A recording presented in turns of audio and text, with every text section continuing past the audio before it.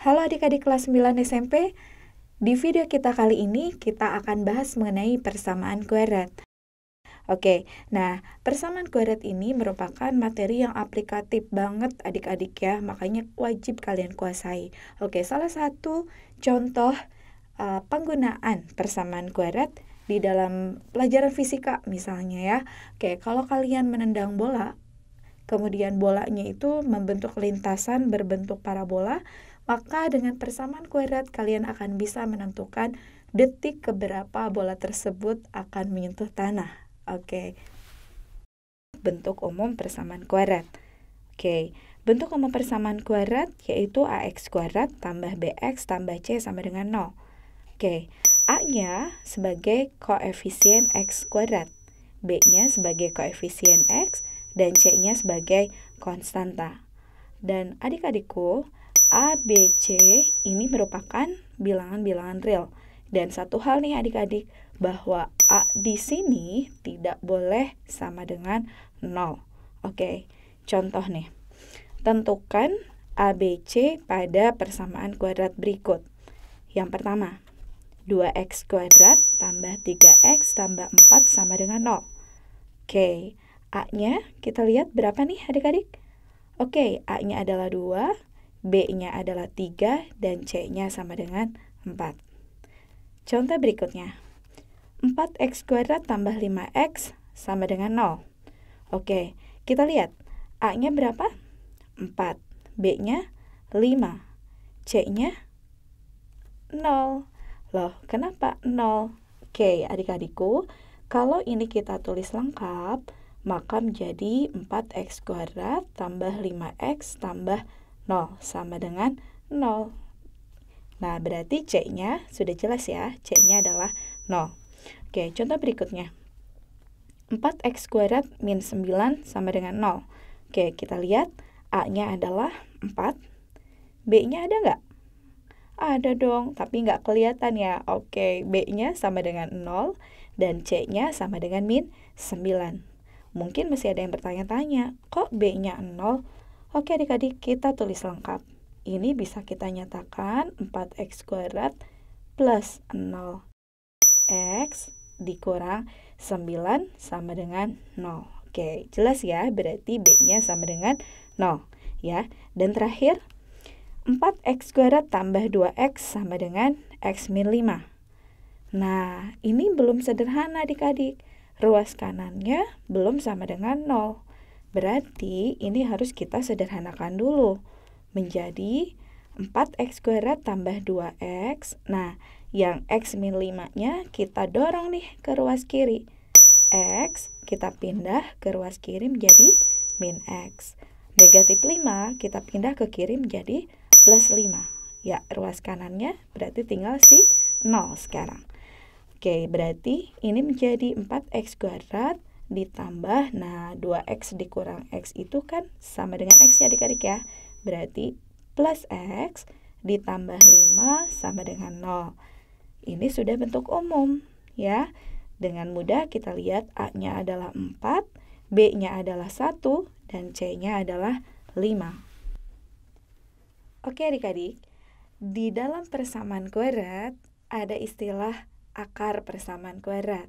Oke, tapi yang jelas beda dengan akar-akar pohon ya adik-adik ya. Yuk kita kenali akar persamaan kuadrat itu apa. Masih ingat tadi bentuk umum persamaan kuadrat? AX kuadrat tambah BX tambah C sama dengan 0 kan? Nah, akar persamaan kuadrat merupakan nilai X yang memenuhi persamaan kuadrat tersebut. Oke, dalam satu persamaan kuadrat maksimal mempunyai 2 akar saja. Oke, daripada kalian berpikir apa sih maksudnya, yuk kita lihat contohnya. Nih, ada persamaan kuadrat X kuadrat min 4 sama dengan 0. Maka X sama dengan 2 dan X sama dengan min 2 merupakan akar-akar persamaan kuadrat tersebut. Kenapa? Karena kalau X sama dengan 2, kita substitusikan ke persamaan ini, berarti menjadi 2 kuadrat dikurang 4 sama dengan 0 kan? Dan min 2 pun kalau kita substitusikan menjadi min 2 kuadrat dikurang 4 sama dengan 0. Nah, karena hasilnya sama dengan 0, berarti kita katakan X sama dengan 2 dan X sama dengan min 2 merupakan akar-akar persamaan kuadrat tersebut. Nah, kita lihat contoh soalnya nih adik-adik ya. Misalnya ada persamaan kuadrat X kuadrat tambah BX tambah 8 sama dengan 0. Di soal ini dikatakan bahwa X sama dengan 2 merupakan akar tersebut.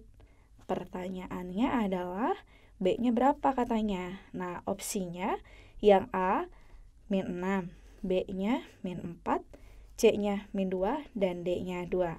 Oke, kita kembali ke definisi bahwa X sama dengan 2 kita sebut sebagai akar kalau ketika kita masukkan ke persamaan kuadrat ini hasilnya sama dengan 0. Oke, yuk kita substitusikan. 2 kuadrat ditambah B kali 2 ditambah 8 sama dengan 0.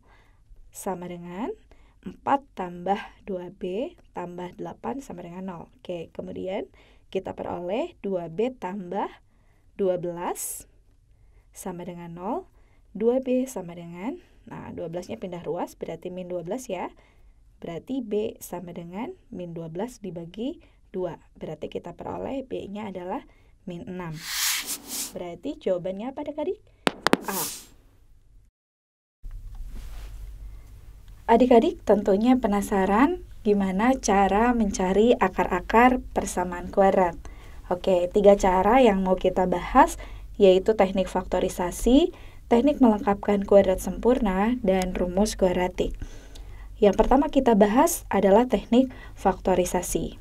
Oke, kita lihat dulu teknik faktorisasi untuk persamaan kuadrat dengan nilai A sama dengan 1 ya. Oke, contohnya X kuadrat tambah 7X tambah 12. Ini kan adik-adik A-nya sama dengan 1 ya. Cara faktorinnya seperti ini. 1 dikalikan 12 adalah 12. Oke, lalu adik-adik ingat-ingat nih, 12 itu hasil dari perkalian berapa sama berapa sih? Oke, kan bisa aja 1 kali 12. Bisa juga 6 kali 2. Bisa juga 3 kali 4. Nah, yang kita cari adalah yang ketika kita kalikan hasilnya adalah 12. Ketika kita jumlahkan faktor tersebut adalah 7 ya. Oke, kita sepakat nih bahwa 3 kali 4 adalah 12 dan kalau dijumlahkan 3 sama 4-nya adalah 7 ya. Maka langkah pemfaktorannya adalah oke, kita tulis dulu nih, kurung ketemu kurung. Kita isi kurungnya. Oke, karena depan X kuadratnya 1, berarti kita tulis di sini 1X, 1X ya. Faktornya tadi kita udah dapat plus 3 dan plus 4 ya. Kemudian kita ambil X plus 3 sama dengan 0 dan X plus 4 sama dengan 0.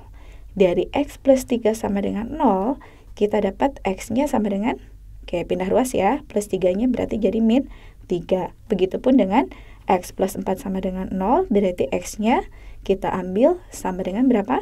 Min 4.